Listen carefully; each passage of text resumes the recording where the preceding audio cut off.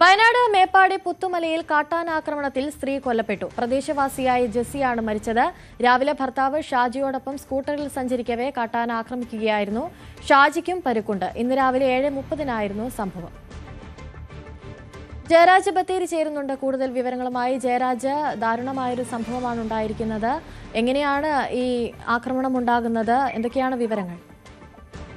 അനുശ്രീ, വയനാട് വീണ്ടും ഒരു കാട്ടാന ആക്രമണത്തിൽ ഒരു സ്ത്രീ കൂടി കൊല്ലപ്പെട്ടിരിക്കുകയാണ്. വയനാട് മേപ്പാടി കള്ളാടി എന്ന് പറയുന്ന സ്ഥലത്ത് ഉള്ള ജെസ്സി അല്ലെങ്കിൽ പുത്തുമല എന്ന് പറയുന്ന പ്രദേശത്തുള്ള ജെസ്സി എന്ന് പറയുന്ന ഒരു സ്ത്രീയാണ് മരിച്ചത്. രാവിലെ ഭർത്താവുമൊത്ത് ജോലിക്ക് പോകുന്നതിനിടെയാണ് കാട്ടാന ആക്രമിച്ചത്. സ്കൂട്ടറിലായിരുന്നവർ യാത്ര ചെയ്തത്.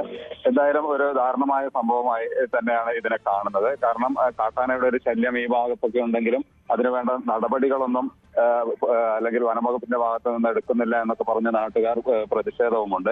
എന്തായാലും ഈ സ്ത്രീയും ഭർത്താവും രാവിലെ ജോലിക്ക് പോകുമ്പോഴാണ് ഇത്തരത്തിലൊരു സംഭവം നടന്നതെന്നാണ് അറിയുന്നത്. സംഭവത്തെ തുടർന്ന് വനംവകുപ്പ് ഉദ്യോഗസ്ഥരും അതുപോലെ തന്നെ പോലീസും സംഭവ സ്ഥലത്തെത്തി തുടർ നടപടികൾ സ്വീകരിച്ചു. പ്രദേശത്ത് മനുഷ്യമൃഗ സംഘർഷം പതിവാകുകയാണെന്നും എന്നാൽ ജനങ്ങളുടെ ജീവനും സ്വത്തിനും യാതൊരു സുരക്ഷിതയുമില്ലെന്നാണ് നാട്ടുകാർ പറയുന്നത്. എന്തായാലും ഈ പുത്തുമല ചൂരമല എന്ന് പറയുന്ന സ്ഥലം നമുക്കറിയാം, ഈ ഒരു അല്ലെങ്കിൽ വലിയ ഒരു സംഭവം നടന്ന സ്ഥലമാണ്. അല്ലെങ്കിൽ ആ ഒരു ഭാഗം എന്ന് പറയുന്നത് തന്നെ കാട് പ്രദേശമാണ്. നമുക്കറിയാം ഈ മുൻപ് നടന്ന ഓരോ ആക്രമണങ്ങൾ നമുക്കറിയാം, കാട്ടാനയുടെയും അല്ലെങ്കിൽ കടുവയുടെയും ഒക്കെ. പക്ഷേ ഇത്തരത്തിലൊരു മരണം സംഭവിക്കുന്നത് ആദ്യമായിട്ടാണെന്ന് പറയുന്നത്. അതുകൊണ്ട് തന്നെ ജനങ്ങളെല്ലാം വലിയ ഭീതിയിലാണുള്ളത്. എന്തായാലും ഈ മരിച്ച ജെസ്സിയുടെ തുടർ നടപടികൾ, ഇൻക്വസ്റ്റ് നടപടികളൊക്കെ ഇപ്പൊ നടന്നുകൊണ്ടിരിക്കുകയാണ്. ഷാജി എന്ന് പറയുന്ന അല്ലെങ്കിൽ അവരുടെ ഭർത്താവ് ചികിത്സയിലാണുള്ളത്.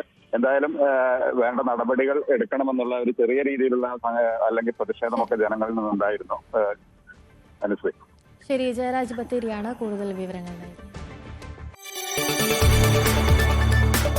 കൂടുതൽ വാർത്തകൾക്ക് News 18 Keralam YouTube channel subscribe ചെയ്യുക.